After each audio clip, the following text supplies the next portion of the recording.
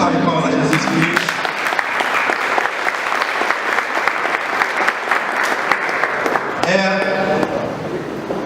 Hoje nós estávamos falando nesses dias todos aqui, nas últimas semanas, falando sobre maturidade espiritual, falando sobre proatividade. Pode ir, já olhei, pai. Olha que diácono lindo, olha. Gato demais. Nossa. Certeza que vai fazer filhos lindos.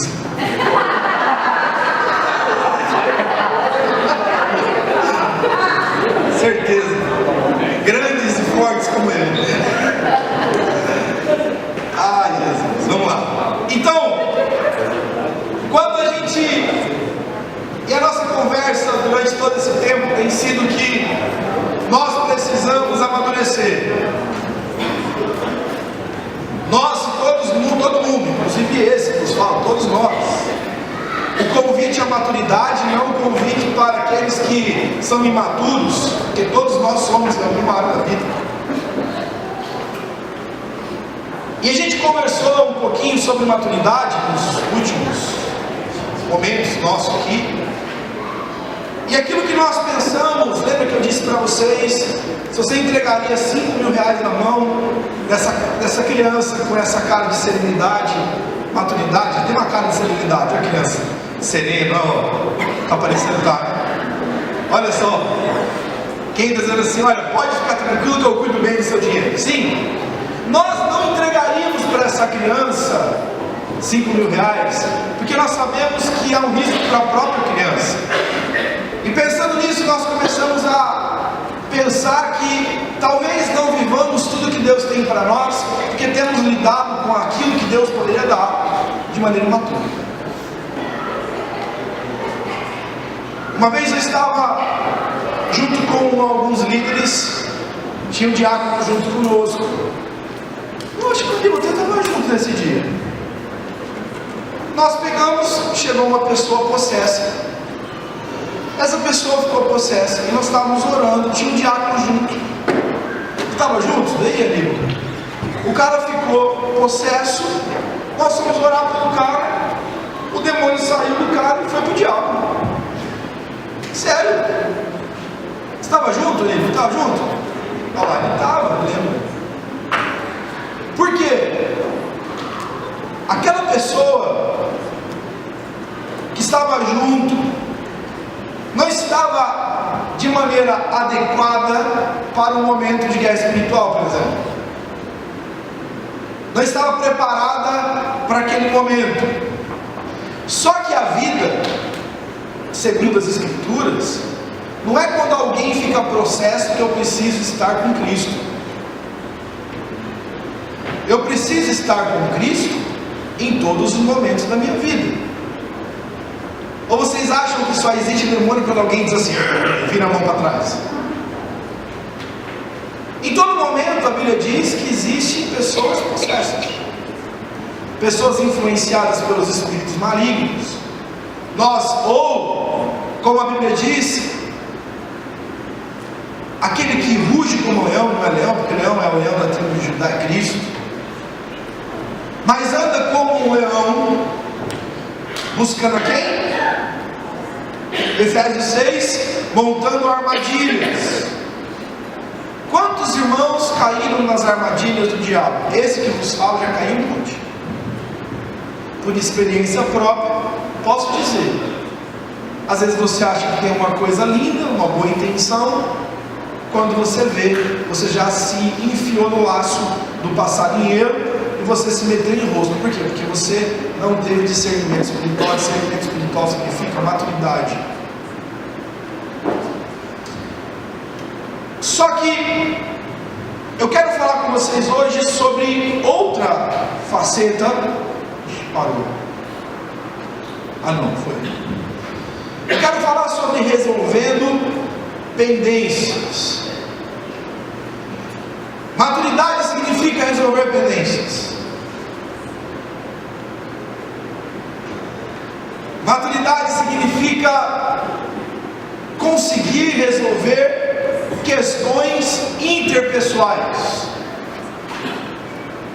Por que, William? Porque existem pessoas que vão viver a vida inteira com um casamento de lixo. Mas não crente. Vai ter gente que vai viver a vida inteira com relacionamento na igreja doentes. Vai ter gente que vai ter problema de relacionamento em todos os lugares que for. Na empresa que trabalha, na escola que estuda, na universidade que estuda. Vai ter problema de relacionamentos e todo mundo que se aproxima diz: eu não gosto, eu não quero, eu não quero ter relacionamento. Uma pessoa chegou para mim e disse assim: pastor, deixa eu dizer uma coisa para você. Essa pessoa da sua igreja, eu falei: eu não quero conhecer a sua igreja por causa dela. Está aqui no meu WhatsApp. Sabe que hora que eu recebi isso? 7 horas da noite hoje. Agora.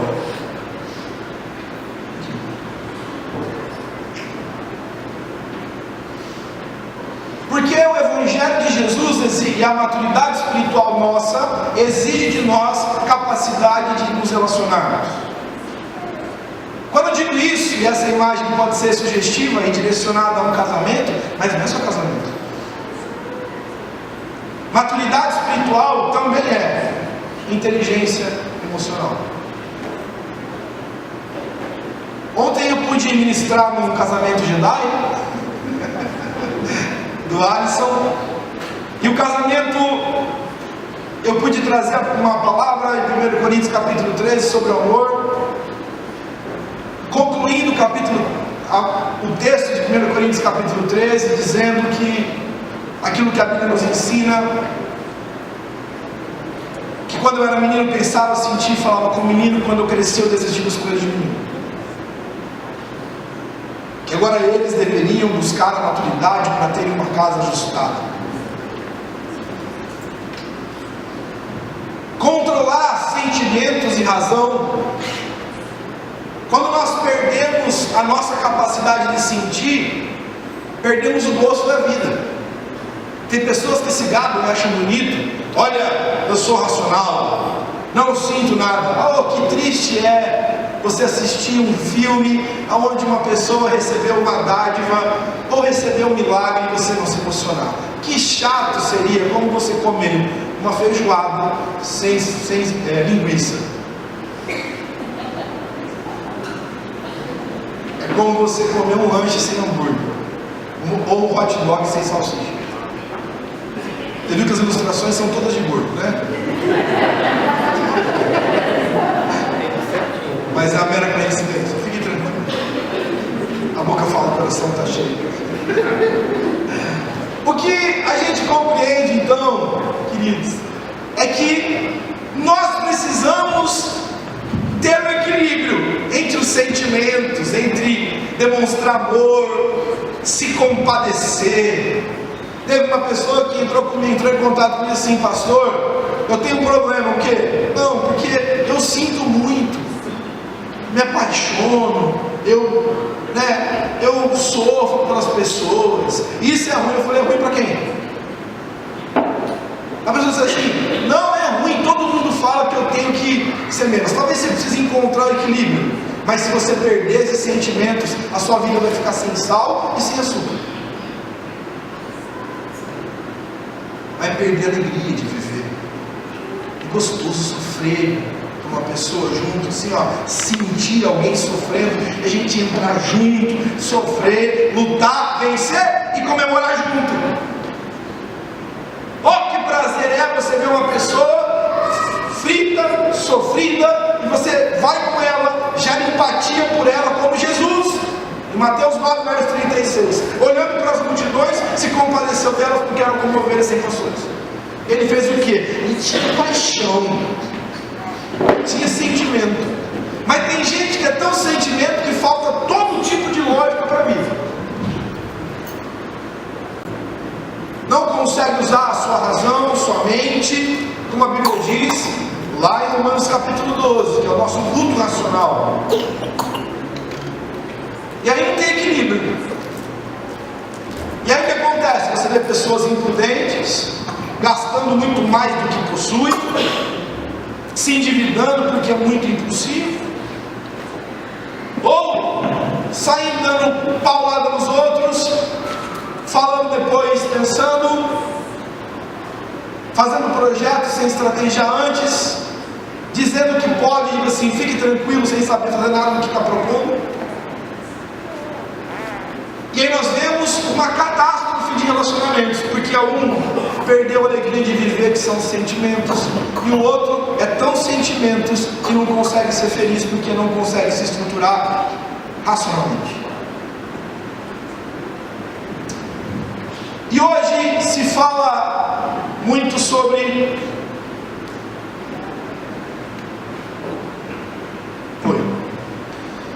imaturidade espiritual também é ser inteligência social, habilidade de lidar com pessoas difíceis, habilidade de conversar com pessoas, de resolver problemas, de conseguir fazer acertos com a esposa ou com o marido quando a luta se estabelece, habilidade de falar e consertar coisas dentro de casa, de ter conversas de valores muito específicas, de conseguir dizer assim: eu gosto muito de você, Marcelo, mas tem coisas em você que está me entristecendo, brother.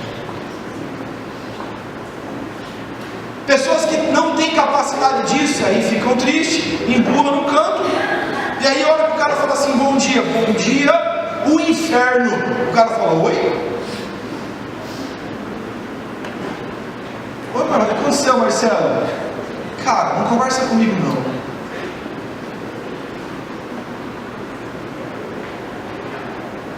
Quando eu me converti, comecei a paquerar uma moça. Bom de falar essas coisas no começo da conversão, que eu nem sabe de tudo, né? Nós tivemos uma festa na parte de baixo da igreja, lá na Afonso Pena, na presbiteriana. E aí eu estava paquerando uma menina e o cara chegou, falou assim: à tarde, eu não estava nem falando nada assim. E aí ele falou assim: você acha que essa pessoa bonita? Eu acho. Cara, vai em cima dela, vai pra cima. Eu falei: então, eu não sei como é que funciona, nem cheguei na igreja agora, não conheço muito. Aí o cara: não, vai lá. Eu lembro que ele estava na cooperativa. Ele falou assim: vamos comprar, quer que eu compre uns bombons aqui pra ela, você da noite? Eu falei: não, irmão, é meio brega esse negócio aí. Aí ele falou assim: não, eu compro na conta do meu pai aqui. Eu falei: não quero. Beleza. Chega à noite, chego no culto. Não era eu, isso daí. Não era, meu amor. Não era o projeto de Deus. Você é meu projeto de Deus, minha vida. Você é a plenitude, tinha que dar errado. Deus usou a minha mãe disse esse cara.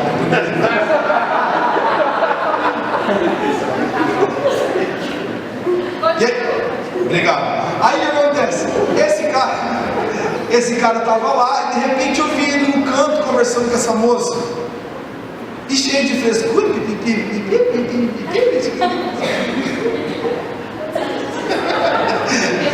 E aí eu olhei para aquilo, eu falei assim: esse cara está tirando. Porque no mundo que eu vivia, o cara fazer isso daí, irmão, tinha que morrer. Aí o que aconteceu? E ele foi lá e chamou, e puxou para canto, e foi para o outro lado. E eu só vendo, né? Fingindo que estava tudo bem, eu estava morrendo de ódio. Mas não era nem por causa da pessoa, era por causa da postura que o cara teve. Aí, e as pessoas chegavam para mim e falavam assim: você viu ele lá? Eu falei: vi, tá chavecando. E eu comecei a ficar cada vez mais ódio. Aí o cara chegou perto de mim: e aí, beleza? Eu falei: beleza, porque eu não tinha maturidade para fazer o acerto. Vou falar para ele: cara, deixa eu fazer uma pergunta. Você veio e falou um monte de coisa para mim à tarde, agora você está dando bote? Beleza, fiquei lá esperando. De repente, estava na festinha, que é o aniversário de alguém no salão de festa da igreja. Ele chegou atrás de mim e começou a apertar minhas costas.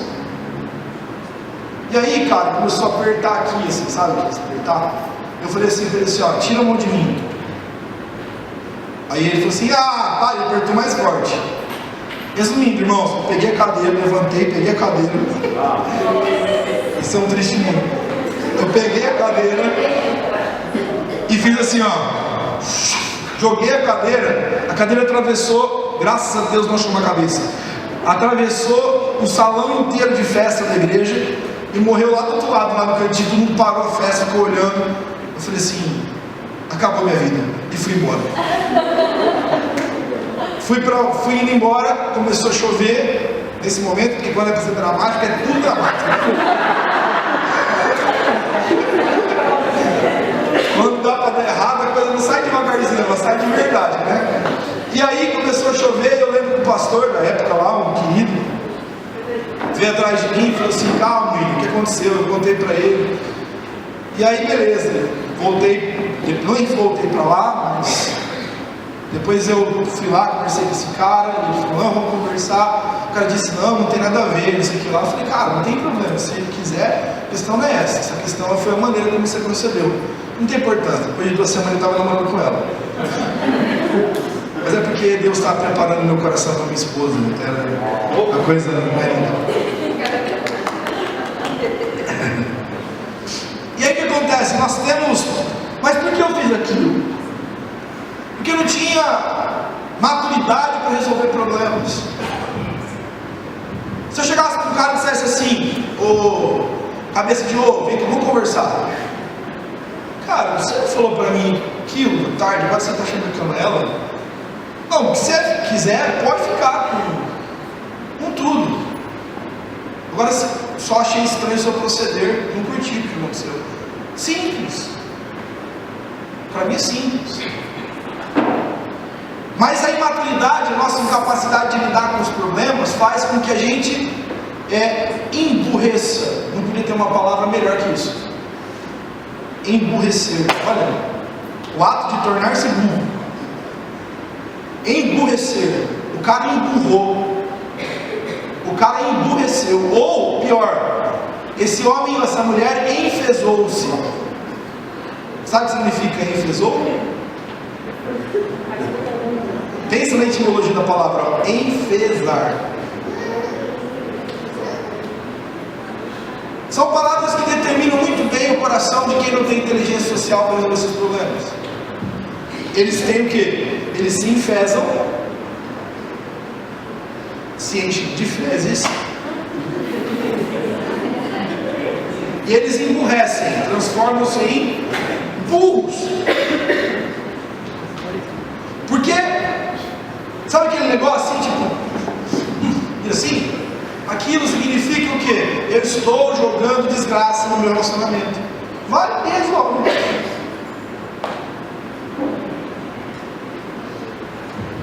Pessoas imaturas perpetuam as suas crises por falta de habilidade de resolvê-las. Veja, a imaturidade, ela gera terríveis, não é gera terríveis perdas.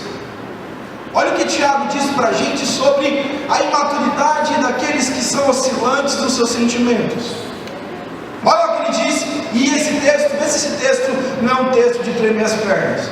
Olha lá, não pense tal homem que receberá do Senhor alguma coisa. O homem de coração dobre é inconstante em todos os seus caminhos. Não espere receber nada se você é oscilante. Um dia você quer ser pastor, ministro do mundo, e o outro dia você quer ser a estrela da balada.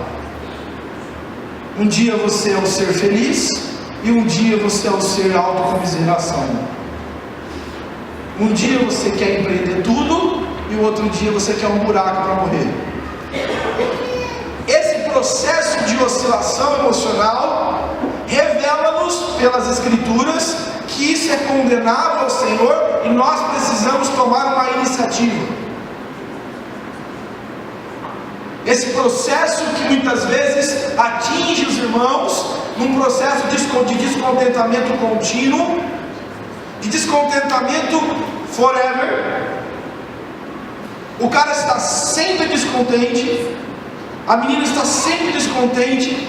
O marido chega para a esposa e diz: e aí, meu amor? Não, eu estou descontente.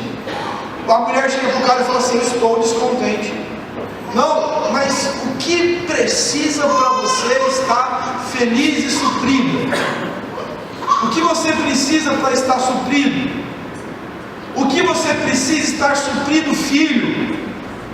O que você precisa estar suprida, filha? Veja bem, quando nós temos um buraco existencial e nós temos uma essência imatura, guarde isso no seu coração: nada vai te suprir. Ninguém é capaz de suprir um buraco existencial na nossa maturidade. Casamentos estão destruídos porque todo tipo de falência emocional é direcionado para o cônjuge. Ah, se a minha esposa fosse assim, eu seria feliz.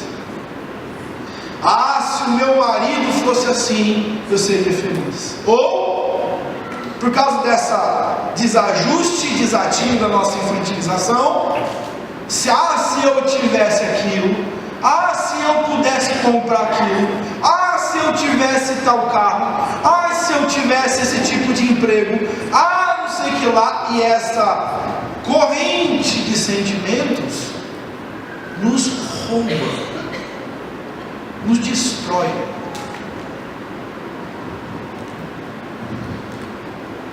Os relacionamentos são tão importantes para Jesus, que Jesus disse assim: para as pessoas conhecerem que vocês são meus discípulos, como diz o texto de João capítulo 13, 35, elas não conhecerão porque você faz cura, elas não dirão que você é cristão porque você ora em línguas, nem porque você tem expressões espirituais sobressalentes. Não, você será conhecido por Deus por um motivo: quando vocês nos amarem uns aos outros. Percebam, o eixo do evangelismo, o eixo da manifestação de Deus para o mundo é o amor que temos um pelo outro. Nós tivemos uma grande célula na minha casa essa semana, e eu fui tirando foto em quem eu consegui. E talvez as pessoas digam assim: meu, quem está tirando foto do mundo? Simples assim. Eu recebi umas 4 ou 5 pessoas que não são do ministério da igreja, querendo vir participar da nossa célula, perguntando onde era a célula, como pode frequentar o culto. Por quê? Porque as pessoas é assim, quando vê amor, carinho, dedicação um pelos outros, elas querem fazer parte.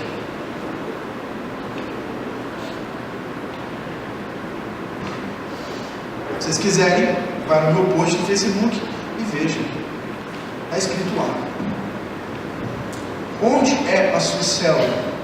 Qual igreja você está? Qual o interesse e horário dos cultos? Sabe por quê? Porque as pessoas querem isso.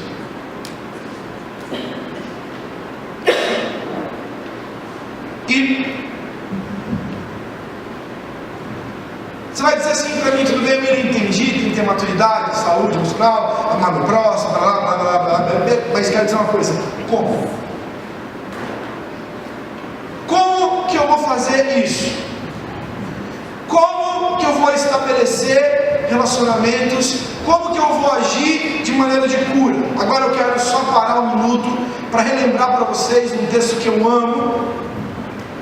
A Bíblia diz assim que o povo de Israel estava pronto para entrar em Jericó, e Deus chama o seu servo e diz assim para ele assim: ninguém entra em Jericó. Josué, lindão, ninguém entra em Jericó antes de você fazer um acerto. Quem lembra desse texto? Lembra? Você tem que fazer um acerto comigo, Deus disse. Por quê? Tem muitos meninos que não foram circuncidados. Circuncide esses meninos, e depois você vai conquistar Jericó. Queridos, você vai dizer assim: mas para quê? Porque Deus abençoa quem acerta tendências. Vocês lembram quando Deus disse para Ezequias que ele ia morrer? Vocês sabem? Vocês conhecem essa história? Diga comigo assim: a Bíblia é uma bênção. Aleluia. A Bíblia diz que esse cara era um homem de Deus, segundo o coração dele. A Bíblia diz que ele se soberbeceu e Deus disse para ele assim: ó, eu vou preparar a sua casa, ajeita as tuas coisas, porque eu vou te levar comigo. Ele chora, vira lá para a parede. A Bíblia diz que ele começa a clamar a Deus, Deus tem misericórdia dele, e Deus perdoa e dá mais alguns anos para ele. Mas o fato dele dizer para aquele homem: prepara-te. Eu lembro de um senhor que era uma graça, cristão, e um dia ele saiu pagando antecipadamente a padaria, pagando as contas. Mas não é agora de pagar, é aqui que você está, cristão, irmão, mas você está pagando antecipado. Por que você está pagando agora, seu fulano? Não, porque eu quero pagar, eu tenho que deixar tudo em dia. Queridos, naquela noite, depois de fazer todos os acertos e não deu nada para ninguém, ele morreu.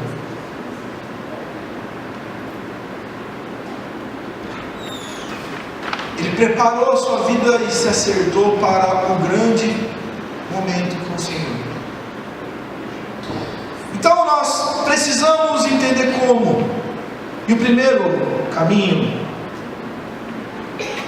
é livrando-se de todo ressentimento. O que significa ressentimento? Etimologia da palavra: eu sinto e eu ressinto. Aquilo que um psicólogo chamado Daniel Goleman, no seu livro Inteligência Emocional, diz assim, ele dá o nome para isso de sentimento ruminativo depressivo. Ou seja, eu tenho uma experiência na qual eu não consigo desconectar, um trauma do passado no qual ainda me visita a todo momento, ruminativo, porque ele vai e volta, vai e volta, vai e volta. E esse sentimento desculpa isso.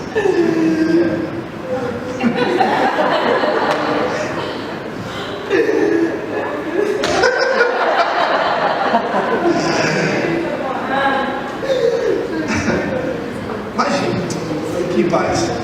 Mas eu quero ver como é que é ruminativo.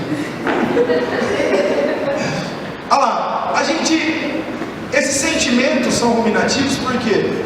Porque eu tenho uma experiência com alguma pessoa ou com fato. Essa experiência me marcou, me doeu, me feriu e fez com que eu não conseguisse virar página na minha vida. E o modelo de Jesus é um só. É assim, ó. Deixa eu dizer, eu tenho um problema com o Carlos.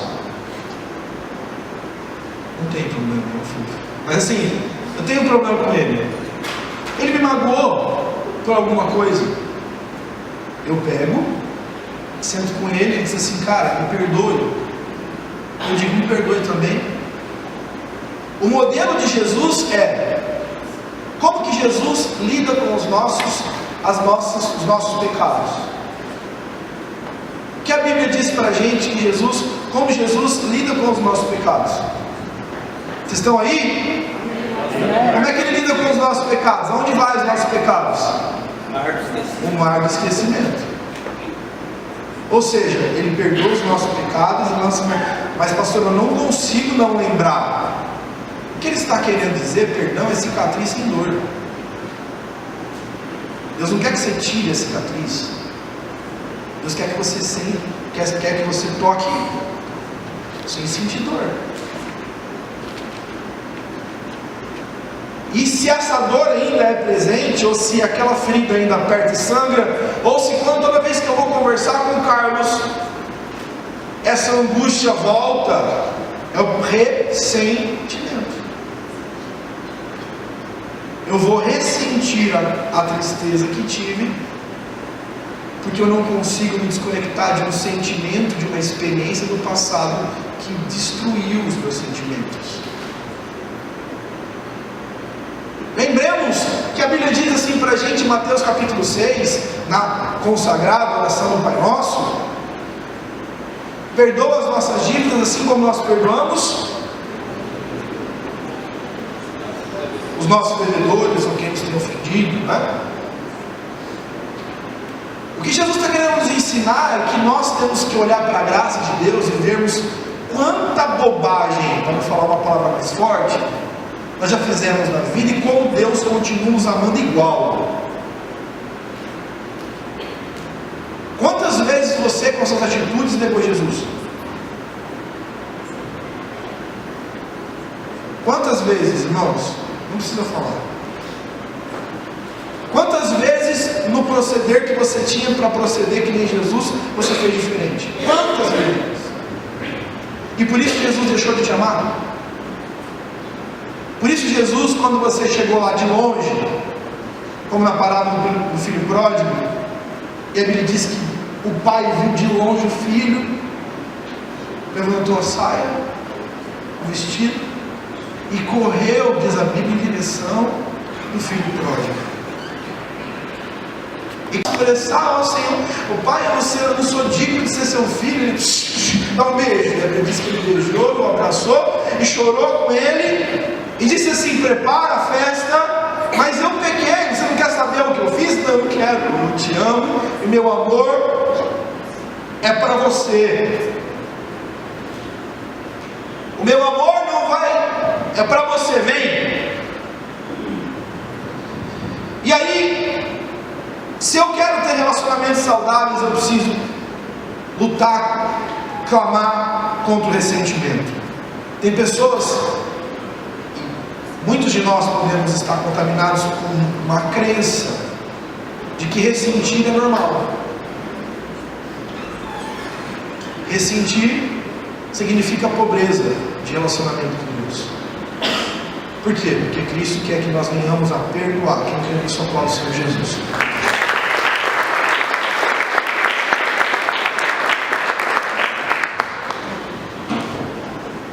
Queridos, o segundo ponto, para quem quer ter relacionamentos saudáveis, é compreender que a vida de relacionamentos não tem um mais ou menos, ou é sim, sim, ou é não, não. Eu vou chegar para a Letícia e vou dizer assim: Letícia, hoje você interpreta, ela vai dizer assim: sim, não, não sei, talvez, contudo, entretanto, todavia. E aí o que acontece? Você o que você é? Vou falar, e aí, você vai ou não vai? Não. E aí Jesus nos explica isso de novo. Ele diz assim: olha, aquele que comigo não ajunta, aquele que não é comigo é contra. Porque o relacionamento deve ser sim, sim e não, não. Eu sou ou não sou? Eu quero ou não quero? Eu deixo ou não deixo?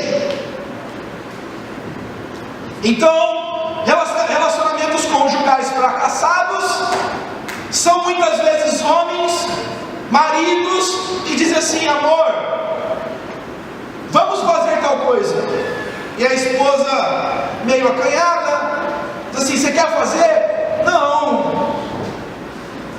E às vezes o marido é mais imperativo e diz assim: não, vamos. E aí vai contra gosto, e depois vai ter o quê? Uma tristeza e um ressentimento. Quando o João Pedro tinha 20 dias, amor, para Santa Praia? 55, ela sabe até minuciosamente, você viu, né? 55 dias nós fomos para a praia, nós estávamos em Batuba, e um grupo de pessoas que estavam com a gente começaram a dizer: vamos fazer uma viagem, vamos fazer um tour pelas ilhas aqui, isso aqui lá. Um passeio de escuna. E a Carla falou assim: amor, vamos? Ela: não, amor, bebezinho. Eu falei: amor, mas não tem problema, é de escuna. Mas tinha que andar de Eu sei, deixa eu falar. Muita calma nessa hora, você está ressentindo. E aí, o bom de pregar com a minha esposa junto é que a gente dialoga, entendeu? A gente tem uma interatividade assim profunda. Então o que acontece? Eu cheguei lá e eu falei: amor, vamos? Ela: não, bebezinho. Eu falei, amor, vamos? Não, nós vamos. Aí todo mundo, vamos. Ela, tá bom, eu vou, tipo, com ódio assim, né? E eu tinha esquecido que para chegar na escuna, você tem que ir de bote. Eu tinha esquecido desse porém. De repente a gente muda no bote, com o bebezinho no colo, No bebê conforto. no bebê conforto, e o bote vinha contra a onda, e o bote assim,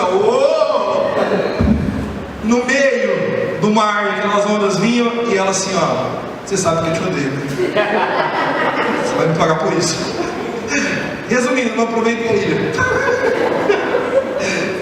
Porque às vezes, assim, não é culpa dela, a gente era muito imaturo ainda, mas assim, é dizer sim e não. Ser assertivo, dizer sim ou não. O que passa disso? E aí? Você, meu amigo? Sim. Tem certeza? Não. Você vai fazer? Não. É sim. Filho, você vai fazer tal coisa, viu, filho? Tá bom, pai. Não faz não. Eu quero dizer para vocês o que o versículo bíblico nos ensina. Seja, porém, o vosso falar sim, sim, não. Porque o que passa disso é de procedência maligna. Em outra versão, é do diabo. O Brasil tem essa característica cordial, os historiadores aqui sabem o que eu estou falando. Essa cordialidade brasileira faz com que muitas vezes nós não sejamos assertivos nas nossas decisões. Eu lembro que o Gregório McNulty veio para cá, não sei quantos se lembram, nosso irmão, está na glória do Senhor hoje. Ele dizia, americano, não compreendo, brasileiro vai lá, pega, está passando frio, banco de trás e não fala nada. O americano já fala, fecha a janela. Ou senão o brasileiro fica assim, frio aqui atrás. Não compreendo, brasileiro. Porque falta o sim e o não. E o terceiro ponto.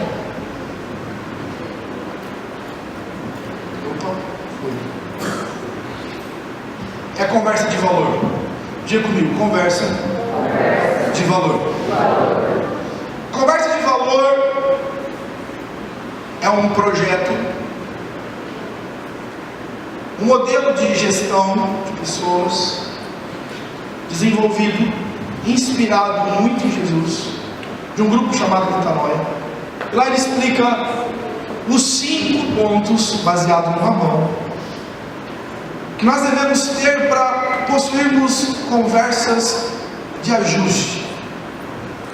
Isso é na empresa, isso é no banco, isso é no açaí, isso é no colégio, com os nossos diretores, por exemplo, isso é na imobiliária, isso é na arquitetura, na engenharia, isso é no salão, isso é no espeto, isso é em todos os lugares. Em todos os lugares que nós tivermos, seja nossos relacionamentos profissionais, seja relacionamentos familiares, seja relacionamentos com filhos, seja relacionamentos com outros familiares, com amigos, irmãos, nós precisamos desenvolver conversas de valor. Isso deveria ser uma marca em toda empresa, deveria todo mundo estudar isso aqui. A conversa de valor, ela tem alguns princípios. Por que valor? Porque ela tem V de verdadeiro, ela tem A de ser assertiva, ela tem o L de ser literal. Vocês estão conseguindo ver aqui no fundo? Acho que não, né? Não. Literal, ela deve ser O de oportuna e ela deve ser R de relevante. São conceitos que aparentemente são difíceis de ser construídos, mas que nós precisamos lutar para fazer. Então, eu estou há 5 anos brigando com a minha esposa, e pelo amor de Deus, senta e resolve. Eu estou achando que um funcionário está me dando balão. Senta e tem uma conversa de valor. Eu acho que tal pessoa não gosta de mim. Senta e resolve com essa pessoa. Como resolver? Tem os passos. Ela deve ser verdadeira, não pode ser uma conversa que você fala de mentira.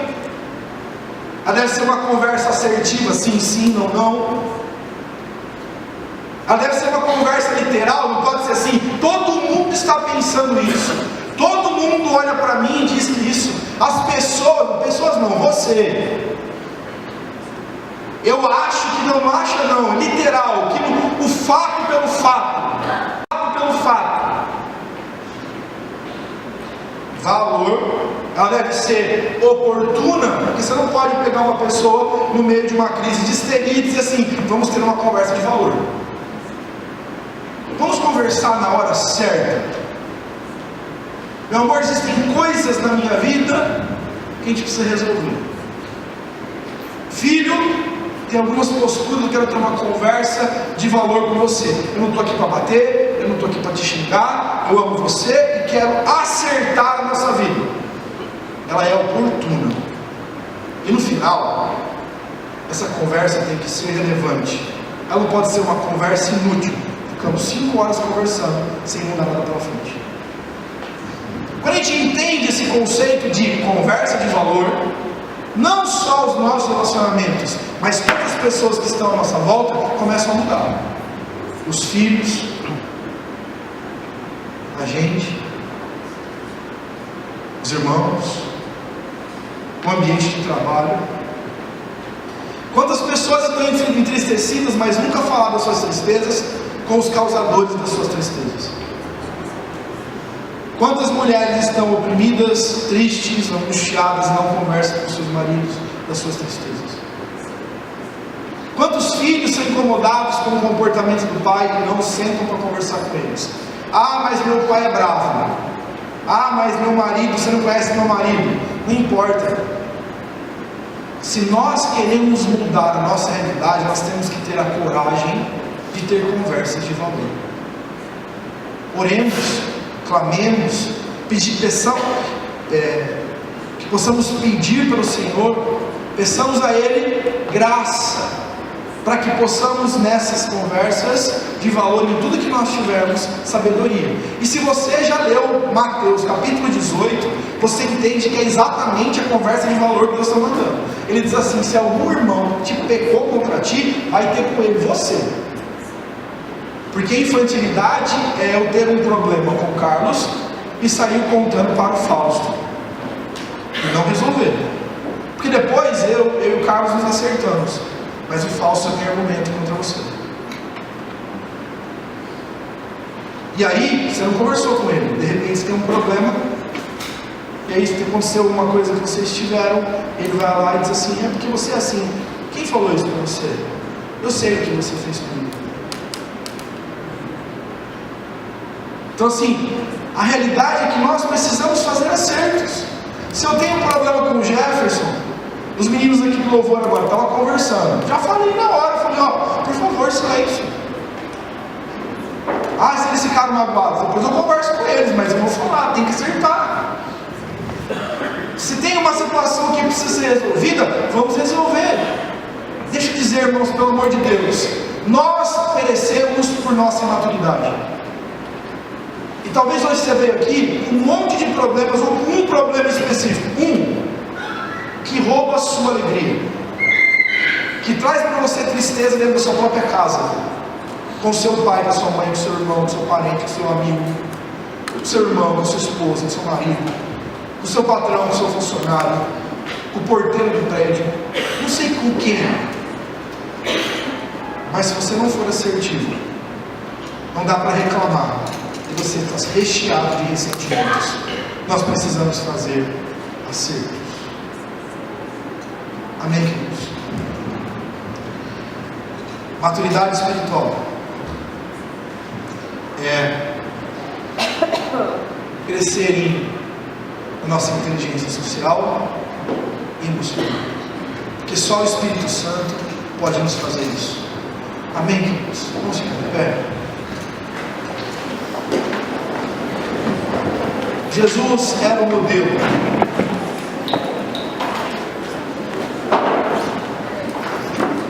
Se você tiver, depois quiser saber o texto, eu leio que vai ficar muito grande.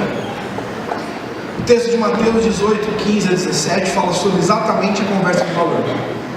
Ora, se teu irmão pecar contra ti, vai e repreende entre ti e ele só. Se te ouvir, ganhaste o teu irmão.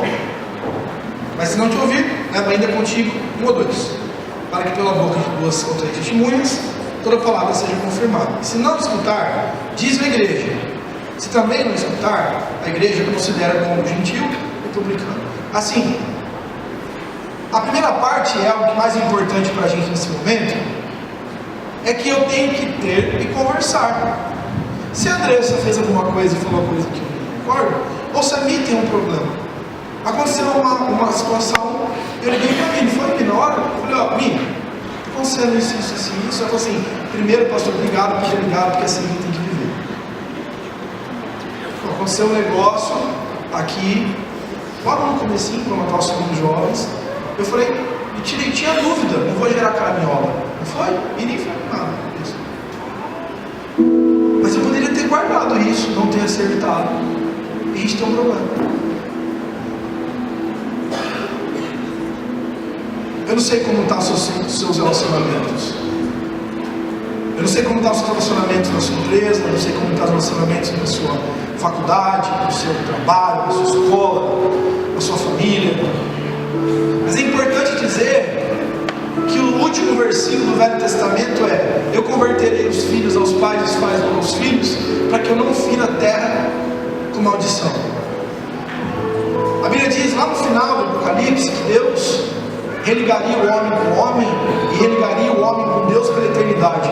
Sabe o que a Bíblia inteira fala de relacionamento? Inteiro. Jesus era um cara que, mesmo no Getsemane, em Mateus 26, quando chega lá, o Judas e vai entregá-lo, ele dá face para ele, pode beijar aqui. Ele sabia o que ia acontecer, tanto é que ele diz a seguinte frase depois: um beijo me traz. E aí ele vai lá, olha para Jesus. E aí Pedro tem aquela crise, pega a espada, como se o cristianismo pudesse ferir os outros, e achasse algum motivo para ferir outra pessoa. Ele diz assim: não, querido, não faz isso não, porque crente que é crente não deseja ferir ninguém.